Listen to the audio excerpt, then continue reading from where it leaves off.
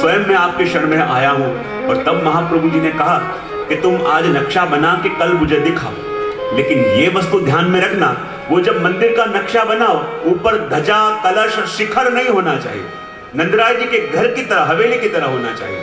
बोले ठीक है। और कहते हैं दूसरे दिन आश्चर्य हुआ कि जैसे महाप्रभु जी ने कहा था वैसा ही मंदिर का नक्शा बना के जब हीरामणि मिस्त्री और पुरंदर क्षत्रिय आए और जैसे ही नक्शा महाप्रभु जी के पास रखा और रखते ही आश्चर्य हुआ, क्या देखा कि नक्शे के अंदर शिखर आ गया, ध्वजा आ गई, कलश आ गया। महाप्रभु जी ने कहा मैंने आपको कहा था कि नंदराय जी की घर की तरह मंदिर बनाना है, इसमें शिखर ध्वजा कलश नहीं आनी चाहिए। बोले कृपानाथ हम सही कह रहे हैं, जैसे आज्ञा आपने करी वैसा ही नक्शा बनाया, लेकिन आपके सामने लाए पूरी रेखाएं फिर गई। बोले कैसे हो सकता है, फिर से बना के लाओ। दूसरे दिन पुरंदर क्षत्रिय ने और हीरामणि मिस्त्री ने जैसे महाप्रभु जी ने कहा वैसे फिर से नक्शा बनाया, नंदालय का नंद भवन की तरह घर का बनाया नक्शा, और फिर नक्शा लेके श्री महाप्रभु जी के सामने रखा और रखते ही सारी रेखाएं घूम गई, उसमें ध्वजा आ गई, कलश आ गया, शिखर आ गया। महाप्रभु जी ने कहा ऐसा कैसा नक्शा बनाया, मैं तुम्हें बार बार कहा था इसमें ध्वजा कलश शिखर नहीं होना चाहिए, मेरे सामने नक्शा बनाओ। और कहते हैं तीसरी बार जब महाप्रभु जी के सामने बैठ के नक्शा बनाया गया कि जैसे महाप्रभु जी ने कहा था, लेकिन जैसे ही नक्शा पूरा हुआ देखते देखते सारी रेखाएं फिरने लगी और रेखाएं फिरते फिरते शिखर आ गया, ध्वजा आ गई, कलश आ गया। और तब महाप्रभु जी को भगवत संकेत मिला और महाप्रभु जी ने दमला जी की और हर्षानी जी की ओर दृष्टि करके कहा कि अब श्रीनाथ जी की इच्छा जगोद्धारक स्वरूप से विराजने की लग रही है, इसलिए यहाँ पे अब देवालय की रीति रखेंगे। और कहा कि बहुत समय तक श्रीनाथ जी बाबा यहाँ विराजेंगे और यहाँ विराजने के बाद यवनों के उपद्रव का बहाना करके यहाँ से कहीं और बढ़ाएंगे और बहुत लंबे समय तक वहां विराजेंगे, बहुत वैभव बढ़ेगा और फिर से एक समय ऐसा आएगा कि वहां से श्रीनाथ जी वापस श्री गिरिराज जी की तरहेटी पे पधारेंगे और श्रीनाथ जी की तरहेटी पे मंदिर बनवा के और श्रीनाथ जी वहां विराजेंगे। ऐसे शब्द कहे श्री महाप्रभु जी ने। और जहां महाप्रभु जी ने ये शब्द कहे और कमला जी ने भी ये भाव को हृदय में दृढ़ किया, और जहां मंदिर बनने की शुरुआत होने वाली थी मुहूर्त निकाला गया और मंदिर बनाने की जो नींव खुदने वाली थी उसका मुहूर्त भी अक्षय तृतीया का निकला। और अक्षय तृतीया का मुहूर्त निकला, लेकिन देखो श्री महाप्रभु जी को चिंता हो रही है कि श्रीनाथ जी की आज्ञा है कि ऊपर मंदिर बनाना है और मंदिर बनाने के लिए नींव तो खोदनी पड़ेगी, लेकिन श्री गिरिराज जी के ऊपर जब मंदिर बनेगा तो नींव खुदेगी और नींव खुदेगी तो श्री गिरिराज जी को बहुत श्रम पड़ेगा, बहुत श्रम पड़ेगा। मन नहीं मान रहा, श्री गिरिराज जी से आज्ञा करी कृपानाथ जब आपके ऊपर श्री जी का मंदिर बनेगा, जब नींव खुदेगी तो आपको श्रम पड़ेगा। लेकिन गिरिराज जी ने आज्ञा करी कि यदि मेरे श्रीनाथ जी बाबा यहाँ सुख से विराजेंगे, मेरे श्री जी को यहाँ विराज के सुख मिलेगा तो मुझे मिलने वाली एक एक पीड़ा मुझे इतना सुख देगी, इतना सुख देगी कि जिस सुख की बराबरी कोई कर नहीं सकता। क्योंकि श्री गिरिराज जी तो हरिदास बन रहे हैं, प्रभु के दासों में श्रेष्ठ हैं। और प्रभु के दास कौन हो सकते हैं कि जो प्रभु के तत्सुख का विचार करें। और यहाँ श्री गिरिराज बाबा कहते हैं कि भले एक एक हथौड़ी मेरे ऊपर चले, एक एक कील मेरे पे लगे, लेकिन वो मुझे पीड़ा नहीं, मुझे सुख देगा। क्योंकि मुझे सबसे अधिक आनंद मुझे इस बात का होगा कि मेरे श्री जी, मेरे प्रभु यहाँ खूब सुख से विराजेंगे। और जो जो पीड़ा मुझे होगी, लेकिन जब प्रभु के भक्त श्री जी के दर्शन करने आएंगे और जब उनके चरण वहां पे पड़ेंगे तो मुझे परम शीतलता होगी, मुझे लगेगा कि मेरी पीड़ा के ऊपर किसी ने मलहम लगा दिया। ऐसा सुख मुझे मिलेगा कि जब मेरे श्री जी के दर्शन करने के लिए उनके जीव वहां पे आएंगे। क्योंकि श्री गिरिराज बाबा हरिदास बन रहे हैं, प्रभु के दासों में श्रेष्ठ। और दास तो वही हो सकता है, देखो जीवन में सबसे मुश्किल कार्य कोई है तो वो है दास होना। क्योंकि दास यानी कौन? दास यानी देखो सेवक तो हो सकते हैं, लेकिन दास जल्दी नहीं होया जाता। आप दीक्षित हो के सेवक तो हो जाओगे, लेकिन दास किसको कहते हैं? दास वही हो सकता है कि जिसकी खुद की कोई चॉइस नहीं रहती, जिसकी खुद की कोई इच्छा रहती ही नहीं, जैसे स्वामी रखे, जैसे स्वामी कहे उसी में निर्वाह करना, उसी के अलावा और कुछ ना विचारना, वही तो दास है। दास किसको कहते हैं कि स्वामी के एक सुख के लिए कुछ भी करने को तैयार हो जाए, स्वामी के एक वचन के लिए अपने आप को कुर्बान करने को तैयार हो जाए, वही तो दास है। सेवक तो अपन सब हो सकते हैं, लेकिन दास बनना सरल नहीं है। एक एक स्वामी के वचन के ऊपर, जब वो राजा थे, उनका एक सेवक था, दास था, और पूरी सभा के बीच में राजा ने अपने दास को बुलाया और कहा, देखो ये मेरा ऐसा सेवक है कि मैं जो कहूं मानने को तैयार है। भरी सभा के बीच में राजा ने एक कीमती मणि दिया कि मैं जानता हूं तू बहुत गरीब है, मैं जानता हूं तुझे द्रव्य का बड़ा संकोच है, लेकिन कीमती रत्न मैं तुझे दे रहा हूं। देखिए रत्न बहुत कीमती है, तेरी 21 पेड़ियां तर सकती हैं। वहां काफी जौहरी बैठे हुए थे। दास से कहा कि देख पूछ ले इसकी कीमत कितनी है। किसी से पूछा, किसी ने कहा इस हीरे की कीमत तो कम से कम 10 लाख है, दूसरे ने कहा इसकी कीमत कम से कम 1 करोड़ है, किसी ने कहा इसकी कीमत कम से कम 100 करोड़ है, चौथे ने कहा ये तो ऐसा कीमती हीरा है कि इसकी कीमत कोई लगा ही नहीं सकता, अनमोल हीरा है। दास ने कहा स्वामी अब क्या करूं, और मजाक में राजा ने कह दिया इसे फेंक दे, और सेवक ने वो हीरा लेके सीधा फेंक दिया और हीरा चूर चूर हो गए। राजा खड़े हो गए सिंहासन पे, विचार करने लगे मैंने तो मजाक में किया था कि फेंक दे, ये तो इतना अनमोल हीरा था कि जिसकी कोई कीमत लगा नहीं सकता, तेरा पूरा जीवन बदल जाता, तो ये तूने हीरा फेंक क्यों दिया। तब उस सेवक ने कहा मैं तो दास हूं, और कोई हीरा कितना भी कीमती हो सके, लेकिन मेरे स्वामी के मुख से निकले हुए वचनों से ज्यादा कीमती कोई हीरा हो नहीं सकता। जब मेरे स्वामी ने कहा इसे फेंक दे, और जब फेंक देने को कहा फिर तो और कोई विचार करने के लिए मुझे गुंजाइश ही नहीं रहती। और ऐसी दृढ़ता जब आ जावे तो मानो जीव दास हुआ है। और दास कौन कि जो स्वामी के सुख के अलावा और कुछ सोच ही ना पावे, स्वामी के सुख से अलावा और उसे कुछ विचार ही ना आवे। जैसे स्वामी रखे उसमें आनंद है, जैसे प्रभु रखे उसमें आनंद। ये दृढ़ता जिसके अंदर आने लगे तो मानो अब दास धर्म फलित हो रहा है। सेवक तो सब कोई हो जाते हैं, लेकिन दास तो कोई विरला ही होता है। और ये तो हरिदास वर्य, प्रभु के दासों में श्रेष्ठ ऐसे श्री गिरिराज बाबा है कि जो अपने सुख का लेश मात्र भी विचार न करके, मात्र जब भी विचार करें अपने श्री जी के सुख का विचार करते हैं। इसलिए तो मैं कई बार अपने प्रवचनों में कहता हूं कि प्रभु को प्रेम करने वाले जगत में अनेक प्रकार के जीव हैं, पर 3 प्रकार के जीवों की चर्चा आती है अपने मां। एक तो प्रभु को प्रेम किया उस कुब्जा ने, प्रभु को प्रेम किया वो 16,000 रानियों ने, और प्रभु को प्रेम किया उन गोपियों ने। तीनों ने प्रभु को प्रेम किया, लेकिन तीनों के प्रेम में फर्क क्या था। कुब्जा ने भी प्रभु को प्रेम किया, उन 16,000 रानियों ने भी प्रभु को प्रेम किया, और ये गोपियों ने भी प्रभु को प्रेम किया, लेकिन तीनों के प्रेम में भेद क्या था। कुब्जा का प्रेम कैसा है कि जो कहती है कि प्रभु आपको सुख मिले कि ना मिले, मुझे सुख मिलना चाहिए, ये भाव आ गया तो मानो अपना प्रेम उस कुब्जा की तरह हो गया। पटरानियों का प्रेम कैसा था, प्रभु हमको भी सुख मिले और आपको भी सुख मिले, ये बात हो गई, तब मानो अपना प्रेम पटरानियों की तरह हो गया। और गोपियों का प्रेम क्या था कि भले दुनिया भर की विपत्तियां हम पे आ जावें, दुनिया भर के कष्ट हमारे ऊपर आ जावें, तो बस प्रभु आपको सुख मिले। जब जब भी भगवान गोपियों से कहते अरे गोपियों कुछ तो मांगो, अरे गोपियों कुछ तो कहो कि मैं तुम्हें क्या दूं, तब गोपियां कहती यदि प्रभु देना चाहते हो तो एक ही वस्तु हमें चाहिए। बोले क्या, बस आप मुस्कुराते रहो, बस आप प्रसन्न रहो, बस आप आनंद में रहो। जब भगवान भी उसे मांगने को कहें और वो भगवान से ही जो मांगे वो भी भगवान की खुशी, भगवान का आनंद मांगे, ऐसा प्रेम जब अपना हो तो मानो वो प्रेम अब गोपियों का हुआ। और वही प्रेम से तो हमारे श्री जी रीझे, क्योंकि सेवा रीत प्रीत व्रज जन की जनहित जग प्रगटाए। और इसी प्रीत को श्री गोसाई जी प्रभु चरण ने लोगों के लिए प्रगटाया है। जब जब भी आप प्रभु की सेवा करो और ये आ जावे कि प्रभु आपको सुख मिले कि न मिले, पर मेरा काम होना चाहिए, मुझे मिलना चाहिए, ये भाव आ जावे तो मानो अपना प्रेम उस कुब्जा की तरह हो गया है। प्रभु आप यदि मेरा ये काम करा दोगे तो मैं आपका ये उत्सव करूंगा, ये करूंगा, ये भाव आ गया तो मानो अपना प्रेम उस पटरानी की तरह हो गया। और जब प्रभु के ही सुख का विचार है, प्रभु के ही आनंद का विचार है, तब मानो अपना प्रेम उन गोपियों की तरह हुआ।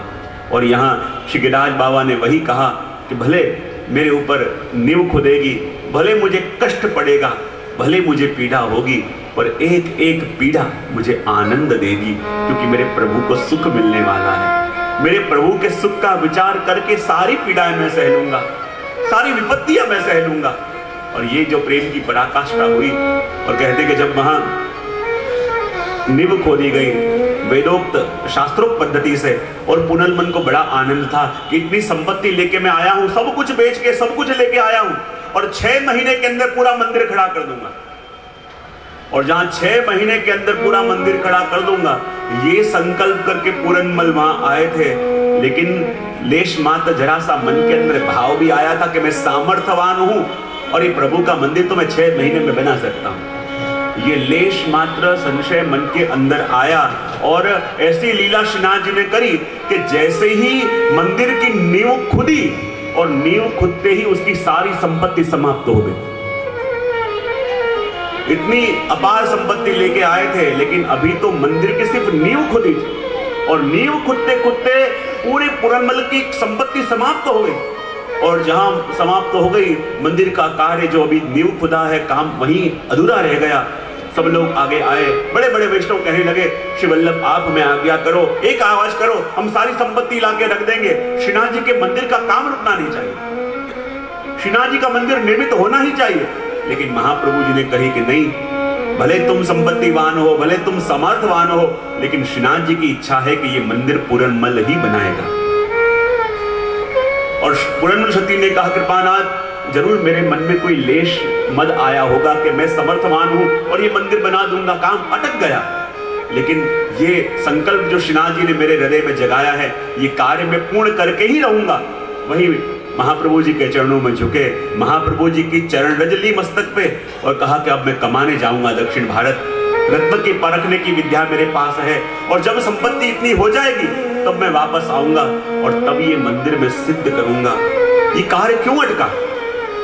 क्योंकि भगवती जन कहते हैं कि देखो, ठाकुर जी पुरनमल को मानसी का दान देना चाहते थे, और मानसी का दान कब मिले? जब उसकी तनु वितजा सेवा सिद्ध हो। लेकिन जानते थे कि ये वितजा सेवा किसको कहते हैं? कि अपनी कमाई हुई संपत्ति का विनियोग जब ठाकुर जी में करें तो वितजा सेवा अपनी पूरी होती है। लेकिन ये जो संपत्ति लेके पुरनमल आए थे, ये उसकी कमाई हुई नहीं, पर उनके पुरखों से मिली हुई थी। और पुरखों से मिली हुई संपत्ति का विनियोग यदि मंदिर के कार्य में कर रहे हैं, तो उनकी खुद की वित्तजा सेवा सिद्ध नहीं हो रही।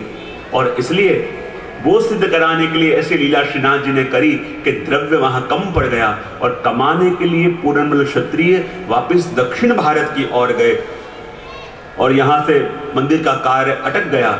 महाप्रभु जी फिर आगे परिक्रमा करने पधारे, कुरुक्षेत्र, बद्रीनाथ, व्यास गुफा होते होते जब पधारे, वहां वेद व्यास जी ने भी श्री महाप्रभु जी को पुनः आज्ञा करी कि आप गृहस्थाश्रम के अंदर प्रवेश करो। और जब प्रभु ने भी आज्ञा करी, व्यास जी ने भी आज्ञा करी, और तब श्री महाप्रभु जी वहां से पदार्पण करते करते काशी पधारे, और वहीं पे मधुमंगल नाम के ब्राह्मण की कन्या महालक्ष्मी, उनसे आपके विवाह की बात चलने लगी। और तब श्री महाप्रभु जी ने अपने सेवकों को भेज के अपने माता को बुलाया काशी में।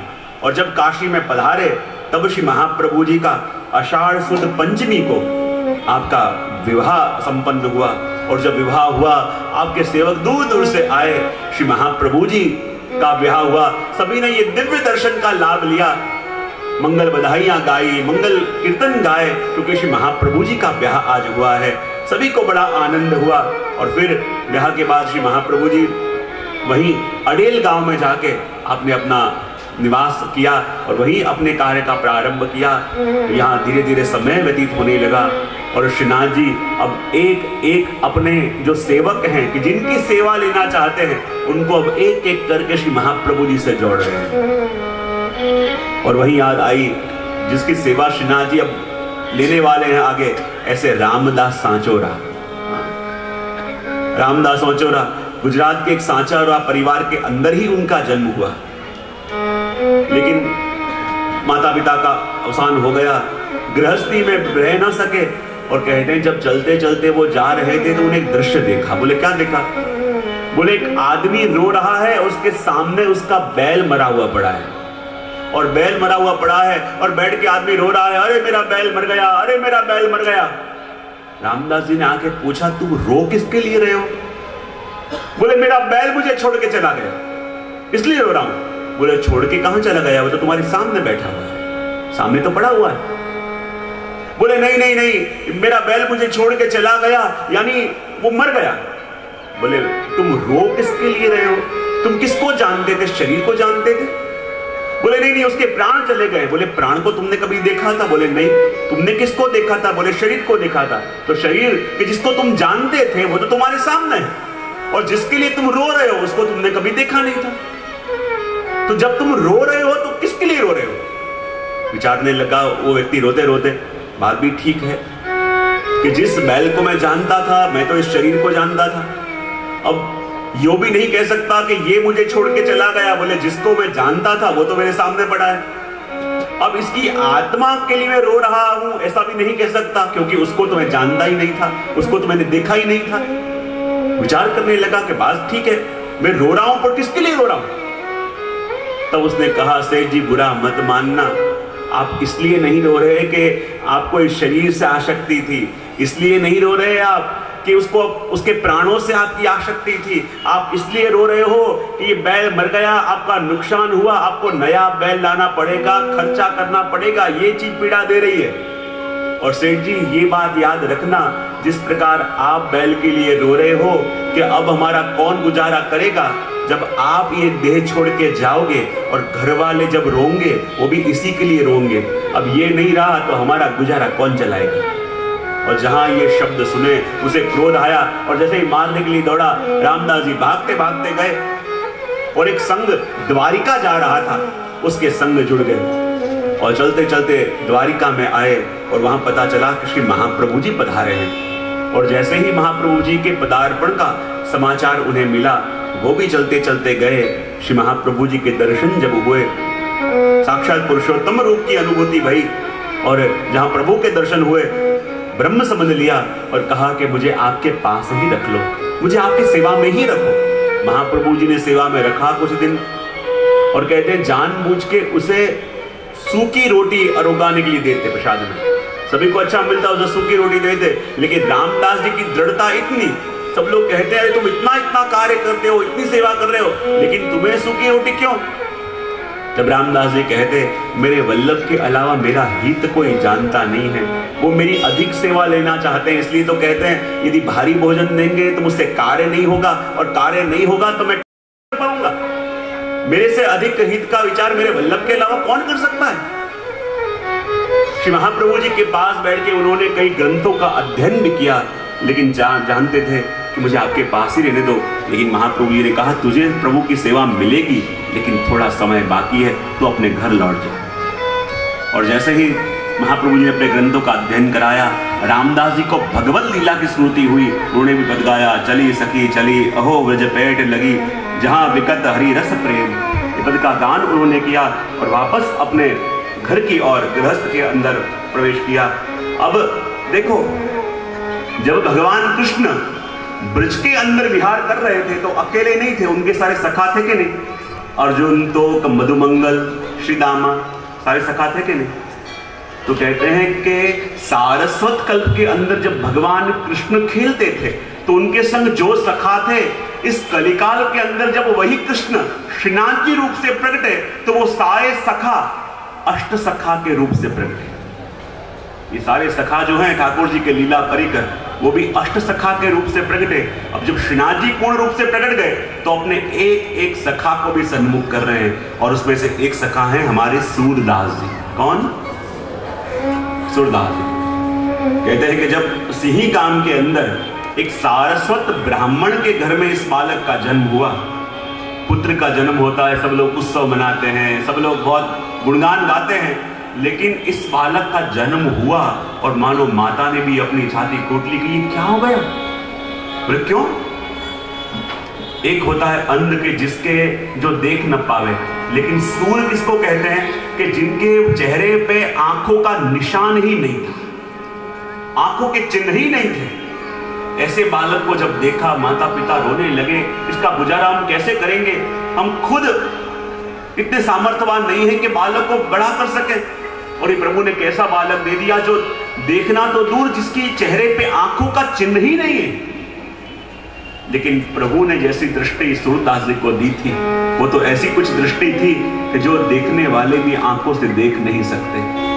और कहते हैं जब सूरदास जी थोड़े से बड़े हुए, 6 वर्ष के हुए, तो कोई किसी ने आके स्वर्ण मुद्राओं की थैली इनके पिता को दी। और जैसे स्वर्ण मुद्रा की थैली दी, लेकिन चूहे उस थैली को लेके ऊपर छप्पर के ऊपर ले गए। और जैसे पिता ने आके देखा तो स्वर्ण मुद्रा की थैली गायब। और कहने लगे, देखो तो सही, जब से ये बालक अपने घर में आया है, अपने घर में सब बुरा ही बुरा हो रहा है। मुश्किल से कहीं से स्वर्ण मुद्रा आई थी, लग रहा था कि अब जीवन का निर्वाह कुछ होगा, लेकिन देखो वो भी खो गई। इस बालक को बार बार कोसने लगे, बार बार कोसने लगे। और तब सूरदास जी ने कहा कि यदि मैं आपको बता दूं कि वो कहां है, तो मैं जो मांगू सो दोगे? पिता ने कहा, अरे तू कैसे जानता है, तेरे पास तो आंखें भी नहीं, कैसे बता सकता है? बोले, मैं बता सकता हूं कि कहां है, लेकिन जो मांगू सो दोगे? बोले, हाँ देंगे। तो कहा कि जाओ ऊपर बराबर जो छप्पर है, छप्पर के अंदर जो लकड़े हैं, लकड़े के बीच में वो पोटली फंसी है। पिता को लगा इसके पास तो आंखों का चिन्ह ही नहीं, कैसे बता सकता है? लेकिन जैसे ऊपर चढ़ के गए तो क्या देखा कि चूहे उस पोटली को लेके बराबर सूरदास जी ने जहां बताया, छप्पर के नीचे लकड़े के अंदर छुपा के रखा है। पिता को आश्चर्य हो गया, ये बालक कोई साधारण नहीं है। चलते चलते आए और कहने लगे कि देखो, हमसे गलती होगी तुमको पहचान ना पाए, और जहां तुमने कहा वहीं से हमको ये पोटली मिली। बताओ इसके बदले में तुम्हें क्या चाहिए? सूरदास जी ने कहा, जो वस्तु मैंने बताई और ये वचन लिया था कि जो मांगू सो दोगे, तो आज मैं मांगता हूं कि मुझे घर से निकल जाने की आज्ञा दे। और छोटे से सूरदास जी घर त्याग करके चलते चलते अकेले भगवत मार्ग के ऊपर चलते चलते गए। चलते चलते थक गए तो एक वृक्ष के नीचे जाके बैठे। और जैसे ही वृक्ष के नीचे जाके बैठे तो किसी व्यक्ति की भैंस खो गई। वो ढूंढते ढूंढते जा रहा था, पता ना चला कौन बैठा है, पता ना चला कि जिसके पास नेत्र भी नहीं है। और पीछे से पूछ बैठा, अरे भैया तुमने देखी यहां से भैंस कहां गई? सूरदास जी ने कह दिया कि देखो यहाँ नहीं, यहाँ से दूर वो एक नदी है, नदी के किनारे पे एक वृक्ष है और वृक्ष के नीचे तुम्हारी भैंस खड़ी है। और जैसे ही वो व्यक्ति वहां पे गया और वहीं पे भैंस थी, उसे लगा कि ये कोई साधारण मनुष्य लगते नहीं। भागते भागते गए और 10-15 गांव वालों को बुला के लेके आ गए, और वो भी अपनी बातें कहें और जो बतावे सूरदास जी सत्य हो जावे। और कहते हैं ऐसा महिमा सूरदास जी का बढ़ गया, ऐसा बढ़ गया कि गांव वालों ने आके वहां कुटिया बना दी। कुटिया बना दी, रोज सभी लोग मिलने के लिए आते। और इतना महिमा बढ़ा कि अब तो सूरदास जी से वो सूर स्वामी हो गए। अनेक अनेक उनके सेवक हुए, अनेक अनेक वहां रोज आके भगवत गुणगान करते, भगवत मंडलियां होती। और करते करते बहुत बड़ा मंदिर बन गया और बहुत वैभव बढ़ा। लेकिन एक दिन रात्रि के समय उनको वैराग्य जगा। मैंने घर बार सब कुछ छोड़ के क्यों निकला था? घर बार इसलिए त्यागा था कि प्रभु को मिल सकूं, लेकिन यहां आके मैं तो माया के अंदर फंस गया। प्रभु का महिमा बढ़ाने के लिए मैंने घर छोड़ा था, ये तो अपने ही महिमा के अंदर अटक के मैं रह गया। मैं क्या करूं? मन में वैराग्य जगा, सेवकों को भेजा कि मेरे माता पिता को बुला के लाओ। और जैसे ही माता पिता आए, सूरदास जी ने अपना घर, अपनी संपत्ति सब कुछ उनको दे के और सदा के लिए वहां से अपने सेवकों को लेके निकल गए। चलते चलते कहते हैं कि जब ब्रज के अंदर आए, मन में विचार आया, यदि मथुरा के अंदर रहूंगा, सब लोग मुझे जानते हैं, इतनी प्रसिद्धि हो गई है, पता चलेगा कि सूर स्वामी आ गए हैं तो दूर दूर से लोग आ जाएंगे और वही वैभव यहाँ भी खड़ा हो जाएगा, तो क्या करूं? बोले मथुरा के अंदर न रह के पास में गरु घाट है, वो गौ घाट के अंदर जाके मैं अपने सेवकों के संग बैठूं। ये विचार करके जहां सूरदास जी और अपने सेवक को लेके गौ घाट पे गए, वही समाचार मिला कि पास में श्री महाप्रभु जी पधार गए। और जैसे ही महाप्रभु जी के आगमन का समाचार मिला, सूरदास जी के मन में तत्परता जागी कि मैं भी जाके आपके दर्शन करके आऊं। श्री वल्लभ के बारे में मैंने बहुत सुना है। और जब सूरदास जी श्री महाप्रभु जी के पास आए, सामने आके विराजमान हुए, महाप्रभु जी ने कहा, सूरदास मैंने तुम्हारे बारे में भी बहुत सुना है, ऐसे करो कोई भगवत गुणगान मुझे सुनाओ। और कहते तब सूरदास जी ने गाया कि हो सब पतितन को नायक, हो सब पतितन को टीको। और ऐसे पद गा के अपने आप को कोसा कि मैं तो